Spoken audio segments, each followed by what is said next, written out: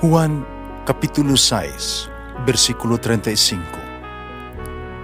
Si Jesus miingon kanila, "Ako mao ang pan nga naghatag sa kinabuhi. Ang muari kanako dili nagayod gutomon, ug ang mutuo kanako dili nagayod uhawon." Ang mga puno Pan sa kinabuhi.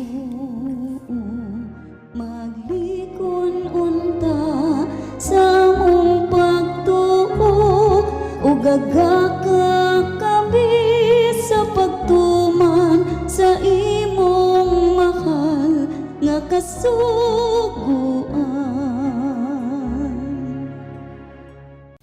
Ang Ginoo manaa kaninyo. Santos ang Ebanghelyo sumala ni San Mateo. Kanya maingon si Jesus sa iyang mga tinunan. Sultihan ko kamo, na lisod kaayo ang usa ka dato nga pagsulod sa kingharian sa langit. Sultihan ko pagayod kamo. Mas lisod pagayod sa usa ka dato ang pagsulod sa kingharian sa langit kaysa usa ka kamilyo paglusot sa lungag sa dagom. Pagkadungog ni ini sa mga tinunan, nahibulong sila pag-ayo. Nanangutana sila, nan kinsa naman di ay ang maluwas. Si Jesus mituto kanilang mitubag, kinidili mahimo sa tao, apan mahimo sa Dios ang tanang butang. Namiingon si Pedro, Ginoo, amo gibiyaan ang tanan, misunod kami kanimo, unsa may among mapaabot. Jesus miingon kanila, isult ko kini kaninyo, iniglingkod unya sa anak sa tao, sa iyang mahimayaong trono, diya sa bag-ong kalibutan, kamong napulog duha ka tinun-an, o lingkod uman, usab sa akong trono, aron paghukom sa napulog duha ka banay sa Israel. O ang tanan nga biya sa iyang balay, igsuon, amahan, inahan, mga anak, ug mga uma tungod kanako, makadawat og labaw pa sa usa ka gatos kapilo. Katagan pagayod siyag kinabuhing dayon. Apan daghan karon nga nag-una maulahi. Daghan sang karon naulahi mahiuna. Ang Ebanghelyo sa Ginoo. Pasalamati ang Ginoo kay siya maayo, ang iyang gugma mulungtad hangtod sa kahangturan. Pasalamati ang Dios sa tanang mga Diyos, ang iyang gugma malungtaron. Pasalamati ang Ginoo sa mga Ginoo, ang iyang gugma malungtaron.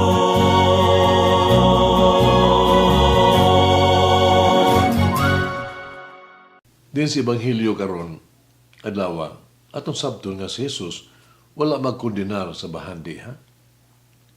Ang pagkadato o kabos dili garantiya na makasulod sa kingharian sa langit.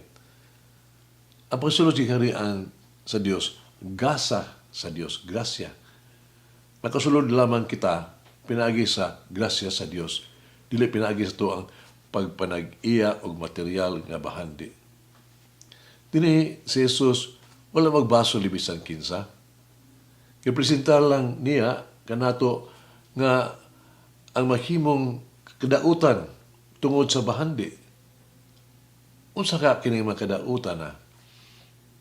Una, kung sa katao ugod adunahan kaayo, tingali maguno na siya nga ang tanan adunay bili, may presyo na, can be bought. Kabisan unsa mapalit na. Wala na kinahanglan tabang sa Ginoo gani. Kaduha ko na usa ka tawo adunay daghang ay material nga kabtangan, mahimo siyang mamiligro nga isentro niya ang tanan niyang pagtagad ni ini ingon og papasagdan na niyang espiritual nga kinabuhi o panginahanglan. Uma sa daghang material o mga interest, tingali siya mamiligro sa pagtan-aw lamang sa iyang material nga panginahanglan, makalimot na siya papangita sa iyang kinabuhing dayon. Ikatulo, kung ang usa ka tawo dato kaayo, nga kanunay siyang mahadlok mawala kini. Kung siya adunay daghang kaayong material nga mga bahandi, Mahimo nga magtuo sa siya, tanan lagi, mapalit sa salapi. Ang Diyos lamang ang makaluwas. Ang Diyos manggihatagon. Ang Diyos maong ato ang seguridad ni ining kinabuya. Ang Diyos mugiya kanato ngadto sa kalapusan. Ang uban sa Diyos di gayud kita makulangan bisan unsa. Si Jesus nagpasalig kanato.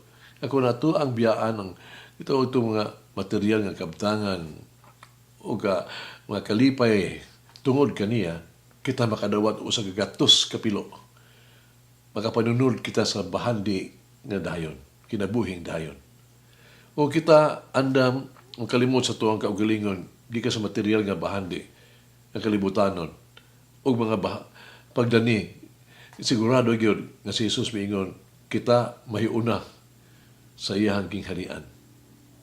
At ang mga tanong karon ng atong kaugalingon, unsa ang atong gikonsiderar nga atong seguridad o kalampusan ng kinabuhian. Unsa nga ato ang giisip, nga ato ang tinuod, nga bililhon, ang bili o bahandi. Doon sigulan sa kabata ng utana siyang inahan. Nakasabot ba ang Diyos o in English? Ang iyang inahan mitubag, siyempre, itubag niya siyang anak. Ipadayon ang bata, Tagalog, kay baw siya. Mitubag siya inahan sa, yes, of course. Espanyol, inahan mitubag, kasabot, kay baw siya.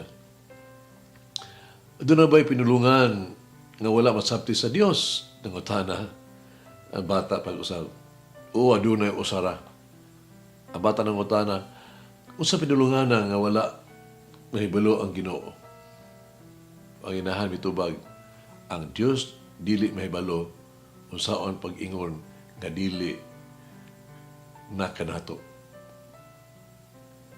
Kay siya kanunay maghatag o magbuhat sa labing maayo alang kanato. Ngayon, unsang kinahanglan na akong biyaan aron ako makasulos ng harian sa Dios. Mag-ampo kita.